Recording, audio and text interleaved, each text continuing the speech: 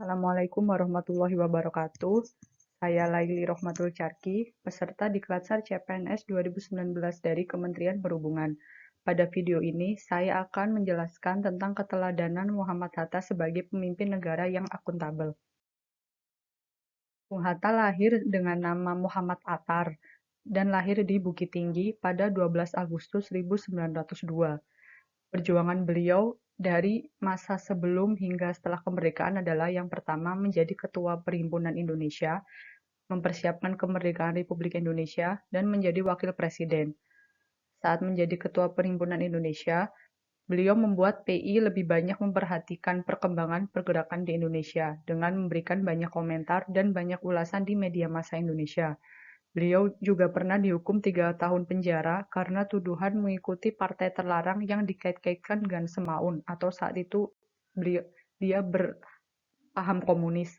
Lalu yang ketiga, pada tahun 1931 beliau mundur dari kedudukannya sebagai Ketua Perhimpunan Indonesia karena hendak mengikuti ujian. Lalu saat mempersiapkan kemerdekaan Republik Indonesia, beliau menjadi anggota Panitia 9 dengan tugas mengolah usul dan konsep para anggota mengenai dasar negara Indonesia. Kemudian beliau juga menjadi Wakil Ketua Panitia Persiapan Kemerdekaan Indonesia yang bertugas untuk menyiapkan pemindahan kekuasaan dari pihak Jepang kepada Indonesia. Lalu saat menjadi Wakil Presiden, beliau amat gigih menyelamatkan Republik Indonesia dengan mempertahankan naskah Linggarjati hingga disetujui oleh KNIP atau Komite Nasional Indonesia Pusat. Beliau juga memperjuangkan sampai berhasil Perjanjian Renville dengan berakibat jatuhnya Kabinet Amir dan digantikan oleh Kabinet Hatta. Lalu yang ketiga, beliau juga mengadakan Kongres Koperasi 1 di Tasikmalaya yang menetapkan tanggal 12 Juli sebagai Hari Koperasi, serta menjadikannya sebagai Bapak Koperasi Indonesia. Perjuangan Bung Hatta sebagai pemimpin negara adalah yang pertama, cukup tegas menolak keberadaan paham etatisme atau paham di mana mementingkan negara daripada rakyat yang mana muncul pada awal-awal masa kemerdekaan. Bung Hatta justru berusaha keras mewujudkan pemerintahan demokratik konstitusional yang menjamin kemerdekaan hak asasi warga negara.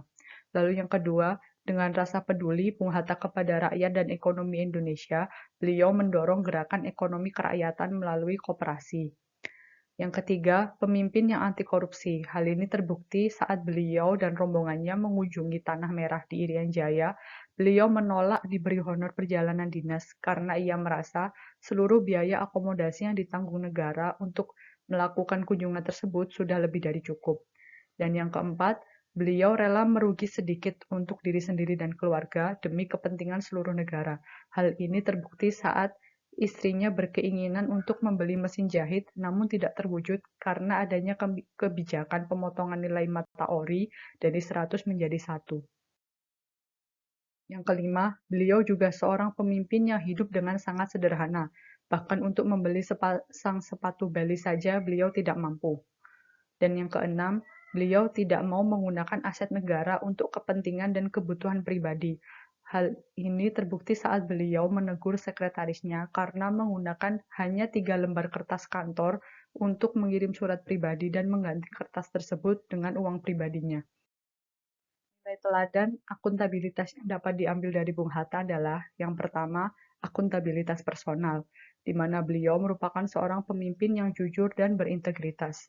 Lalu, yang kedua adalah akuntabilitas individu, di mana beliau merupakan seorang pemimpin yang dapat memberikan contoh baik pada bawahan. Yang ketiga adalah akuntabilitas kejujuran dan patuh hukum, di mana beliau merupakan seorang yang anti korupsi, sangat berhati-hati dalam membedakan harta mana yang memang haknya dan yang merupakan aset negara. Dan yang keempat adalah akuntabilitas hubungan dengan masyarakat, yang mana beliau selalu mementingkan rakyat sebelum negara. Internalisasi sikap Bung Hatta dalam Korps Perhubungan, khususnya untuk lingkup Balitbanghup, di mana saya bekerja di situ.